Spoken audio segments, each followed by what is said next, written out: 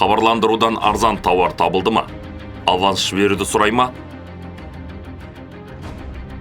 Тоқтатыңыз. Төлем жасауға асықпаңыз. Бейне байланыс арқылы сатушыға қоңырау шалыңыз және сатушы мен куәлік иесінің бір адам екеніне көз жеткізіңіз. Тауардың бар екенін тексеріңіз.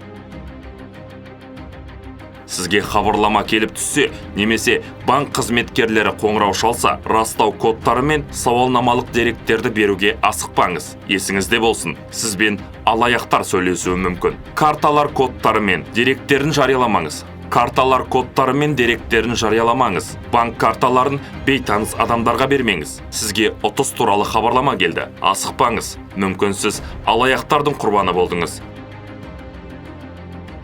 Күмәнді аударымдар жасамаңыз. Түскен ақпаратты тексеріңіз. Сақ болыңыз. Алаяқтардың айласына түспеңіз.